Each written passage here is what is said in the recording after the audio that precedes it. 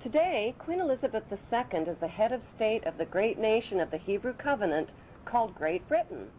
Her genealogy chart, according to the College of Heralds in London, traces her blue bloodline back to Abraham, who many modern scholars believe to be the Egyptian pharaoh, Amenemhet I. By connecting 22 dots, the true Hebrew and royal Egyptian identity of Queen Elizabeth II comes into focus. Number 1. What is the stone of Jacob, a Hebrew patriarch, doing beneath the Queen's throne chair? Number 2. Why was the Queen crowned at her coronation ceremony on top of a symbolic Egyptian step pyramid? Number 3. The monarch's crown has 12 stones at the base, each representing the 12 Hebrew tribes. The 12 stones of the 12 tribes were also worn on the breastplate of Hebrew high priests in Canaan. Number 4. The Union Jack represents the reunion of the United Kingdom of the 12 tribes of Jacob, or Jacob. The Union Jack is red, white, and blue, the same colors as the 3 crowns of Egypt. Number 5. The royal scepter originates in ancient Egypt and was carried by the Egyptian god Amun and by Egyptian pharaohs, who called themselves the Son of God. The royal scepter is now carried by pharaonic descendant Queen Elizabeth II. Her scepter contains the world's largest cut diamond, called the Star of Africa.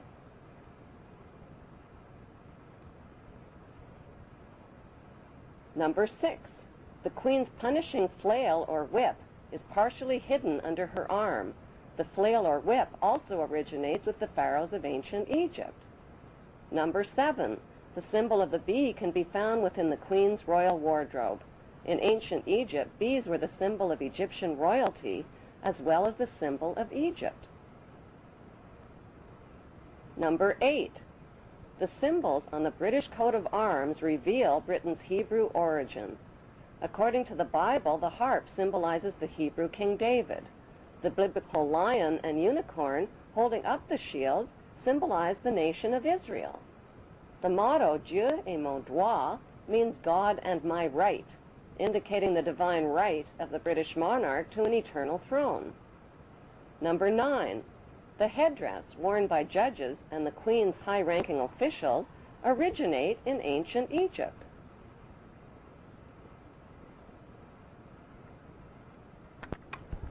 Number 10.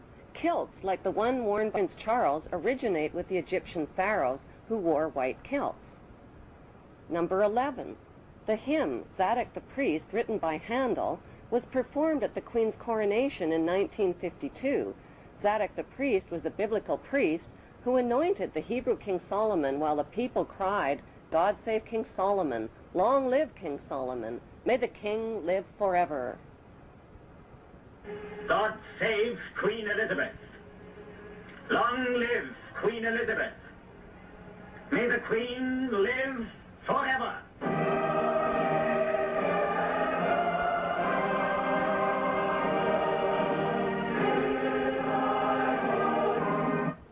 Number 12. During the coronation ceremony, the Queen turns to face the 4 corners of the globe. The orb carried by the Queen represents the globe over which the monarch rules. Number 13. The monarch's coronation gifts of a rod, bracelets, and a ring are a reenactment of the Bible story of the Hebrews, Judah, and Tamar. Number 14. Royal jubilees originate in ancient Egypt. Egyptian pharaohs celebrated their jubilees after 30 years of rule. In pharaonic tradition, the Queen has celebrated both silver and golden jubilees.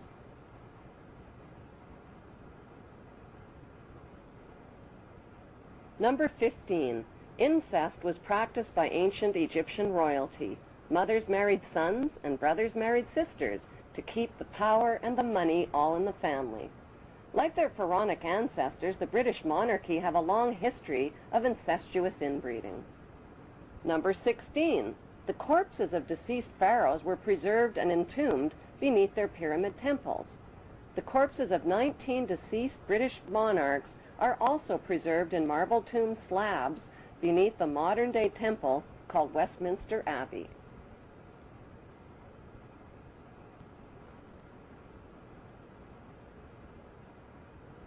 Number 17. The ancient pharaohs advertised their power with their image on coins and stone monuments. The power of the queen worldwide is advertised with her image printed on more coins and stamps than any other head of state in history.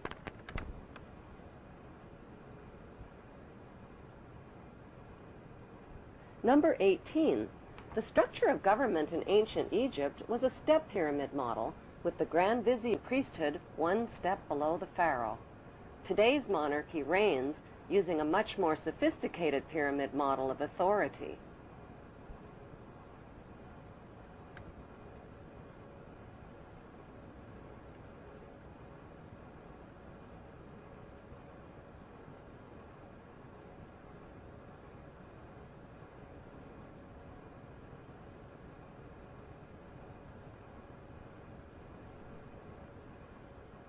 Number 19. The Pope's headdress is strikingly similar to the headdress of the Egyptian god Amun. His bent cross resembles the scepter of Amun. Number 20. Like the Egyptian pharaohs, British monarchs wear signet rings, which over the millennia have been passed down from their Hebrew ancestors. Number 21. The British Mint recently printed legal tender coins called the One True Ring and the Ring of Power. On one side of the coin is Queen Elizabeth II. On the flip side is the ring from Lord of the Rings. These legal tender coins printed by the British Mint raise the disturbing question, who is the real Lord of the Rings? One ring to rule them all.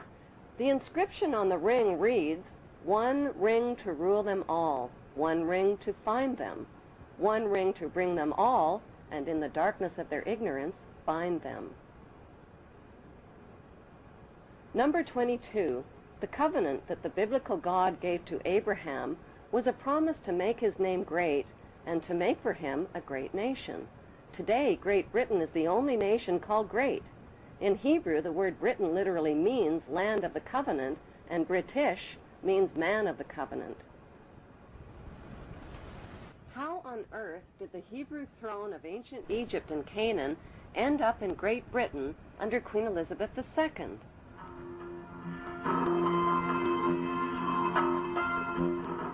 Historically, a series of powerful invaders, the Philistines, Assyrians, Babylonians, and Persians, conquered the land of Canaan, which the Hebrews called Israel. The Hebrew tribes of Manasseh and Dan joined forces and became the Macedonians, or Macedonians. They fled to Greece with their gold and their riches. They wore white kilts like the Egyptian pharaohs, played goatskin bagpipes, adopted the Greek culture, and settled along the river Danube, which they named after the tribe of Dan. By 322 BC, their leader, Alexander the Great, reconquered Egypt and appointed his general, Ptolemy I, as the new Hebrew pharaoh of Egypt.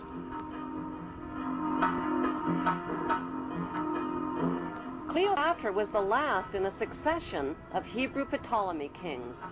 Although Cleopatra is considered to be the last of the Egyptian pharaohs, author Ralph Ellis claims that Jesus was the last of the Hebrew pharaohs of Egypt.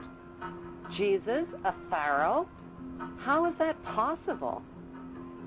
The historical facts show that the last pharaoh of Egypt was Ptolemy XV, who was nicknamed Caesarion or Little Caesar. Born in 47 BC, Caesarion was the son of two of the most famous parents in world history, Roman ruler Julius Caesar and Egyptian pharaoh Cleopatra.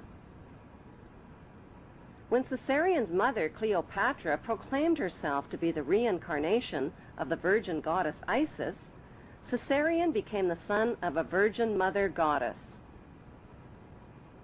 When Caesarion's father, Julius Caesar, was elevated to the status of God by the Roman Senate, Caesarion was recognized as the son of God and heir to God's kingdom, the Roman Empire. Caesarion was also recognized as the son of God in Egypt, after his mother named him co-ruling pharaoh of Egypt.